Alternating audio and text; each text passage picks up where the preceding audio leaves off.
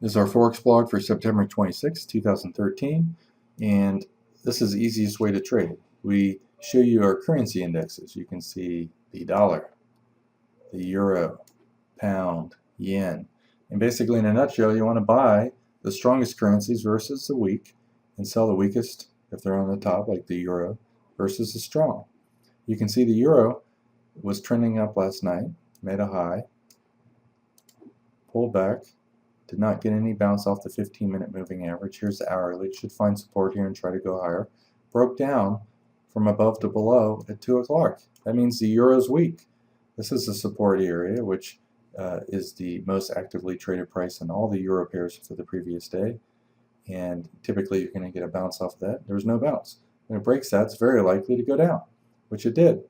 When it's underneath the lower containment band, it's likely to reverse and go up. As you can see, the upper containment band here went down, lower band up, upper band, the 1.5 band down, lower band up, lower band up, lower band up. It's not rocket science. So basically you want to trade these currencies until they move statistically too far, then do counter trend. So the euro's weak, the dollar was weak at that time, the pound or the yen also was trending down, the pound's just kind of going sideways. So you could, even though it's not the best idea, trade short one of the weakest currencies versus one that's going sideways. You're very likely to make money in that currency.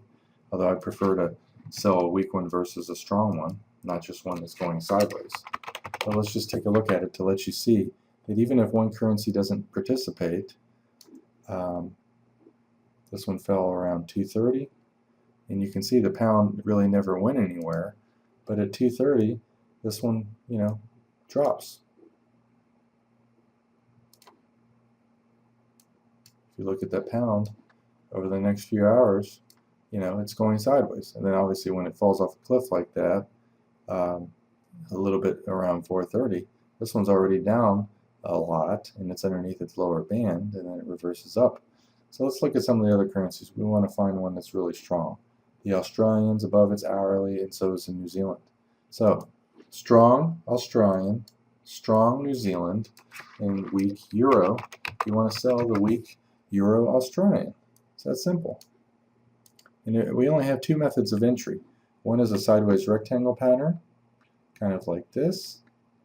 When it breaks out of that choppy pattern, and I prefer it to hit the top and the bottom, top and bottom twice before a breakout. So this one doesn't qualify 100%, but it is a very narrow range rectangle pattern. Breaks down right here. 2 o'clock, the euro was weak, the Australian was already strong. You sell the low, and you can see 44.20 goes all the way down to 65. 55 plus pip move. Typically currencies will go down, make a little bit of a retracement, go down, make retracement, and basically you want to sell every one of those retracements. So in this case, you really missed the move if you didn't catch the first trade. The New Zealand also was strong. So we got a weak euro, strong New Zealand. It's very likely to go down as well. And of course it does. And you can see a nice move down, probably about 60, 70 pips. There's a little bit of a pullback, a little bit of a pullback, a little bit of a pullback. When you find one currency that's weak and the other one that's strong, you want to basically sell it on the pullbacks primarily, and the farther down it goes, the deeper the pullback you need. So this is not enough of a pullback after going down so much. This one's much more significant. Kind of common sense stuff. There's also ways of using these tools to predict. For instance, the pound is trending down today. It's at its lower bands. However, if you look at it, the weekly and the monthly trend are up. So it's very likely, especially after the second and third wave down, to get a reversal off these lower bands. Notice again, the weekly and monthly trend are up. Now before I show this, let me just show the euro-dollar signals, because people have been asking to see those every day. And you saw how weak the euro was, so you would have been focusing on sell signals. And you got a sell signal here, and here, and here, and here. This one here failed, this one worked, this one worked, this one worked. And you can see that pretty much all those trades went at least 10 pips, 15 pips, 25 pips, 30 pips, 10 pips loss. 20 pips, 10 pips, maybe 15, 14 pips.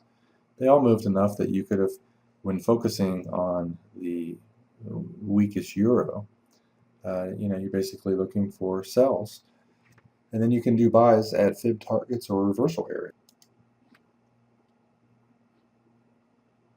So here's a pattern I dig on individual currencies, and they also work on the indexes. Anytime a currency is underneath its lower white band, when it comes back up to the upper red 1.5 band, it's very likely to reverse, especially when the weekly and monthly trend are down. In this case, the weekly trend's slightly up, the monthly trend's very weak. It's also at a major resistance area, the point of control. The most actively traded price for the previous day tends to act as resistance coming up to from underneath and support coming down to from below. From above. So this area right here at 5 o'clock is very likely to reverse down, the yen. Which currency is likely to go up at 5 o'clock? Well, you can see kind of the euro is down too much. At 5 o'clock, it's way underneath the lower band. It's likely to get a pullback at least to the upper red or the lower red band right here. So it's likely to go up probably for half an hour and an hour. You can do targeted counter trend trades when you see stuff like that. So at 5 o'clock, you're looking to basically buy the euro yen. Now, the trade doesn't work, you're not going to lose that much. If it does, you're probably going to make 2 to 5 times more than your risk is. So here's 5 o'clock. You're not just buying at 5 o'clock, you're kind of waiting for a trend line off the bar's highs to get in. So you might have got in here with a small loss, got in it again here, and had a very big win. And basically, whenever you buy counter trend or sell counter trend highs, if you have a small loss and then a win that's maybe up here when it pulled back, you might have got out of your trade. You made 10, 20, 30, 40, 50, 55, 60 pips, lost 10 pips. That's a good deal. As I promised one of our traders, I will show how these tools work with longer term trends too. So let's start with the EOR. Everybody loves to trade that. And you could use 60 minutes, 4 hours, or even period D for daily. And this lets you see the longer term trend. Now let's hit the minus key to zoom out a little bit. So clearly the euro has been trending up, and it really kind of double topped last night. It's not a coincidence that it fell pretty hard today because it wasn't able to get above these highs. If you saw a big move up, a pullback, and then a 2-wave up move, which by the way, it looks like it's the fib target of this wave right here. It is. It's right at the 1.382 fib target of that first wave. It's also a double top after a gap up. It's probably likely to reverse here if it can't take it out. If it doesn't take out those highs, it's going to go down. If it can't go up, it's going to go down. So not only was that a great sell there, but you also have about a 2.5 day up move. And guess what? It's likely to reverse at the 50 or 62% fib. So let's find another currency that is in the downtrend that maybe had a up move today or maybe double bottom at its lows. Let's take a look at the dollar first.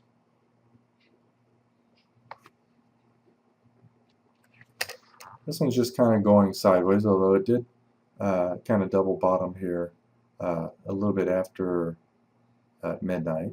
And so it's not a coincidence that the dollar, was slightly inching its way up, and the yen was weak. So a little bit after midnight, the dollar was inching its way up. The euro is very likely to go down, and so even more reason to take these sells. And the deeper the pullback, the better you are. These little shallow pullbacks like this, statistically it might have been weak enough to justify our computer giving a sell signal here, but I always prefer a multi-bar up move, sell, multi-bar up move, sell. There's only a 2-bar move, not so good. 3-bar move plus down, much better. Let's take a look at some of the other ones. Let's take a look at the Australian because we saw that was strong today. Looking at the short-term currency indexes, and you can see, a nice reversal pattern at the lows. Here was a low. Here was a low. It's not down there. It pulled back, went up, pulled back. Really didn't make that much significant lows, and it broke a trend line here. And it also double bottomed there at midnight when this one kind of made 3 highs at midnight. So the Euro Australian at midnight, if you use longer term charts, probably going to find a 30 to 50 pip win at midnight, and it's very predictable. Here it is at midnight. If you look at this, coming up to midnight, we formed that double top. It had a nice little trend line here, and here's the exact time at midnight.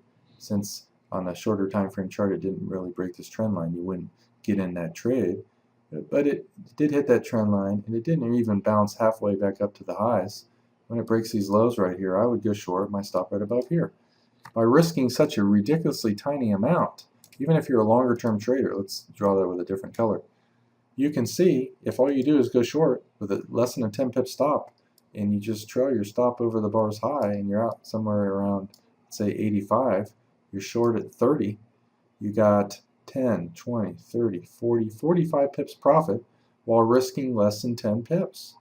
And that's a very good risk versus reward. If you're risking this much and you have a very high probability trade that gives you 4 times more profit than your risk, that's a good deal. So let's look for one more example. This is not the perfect example, however, it is one that you could trade.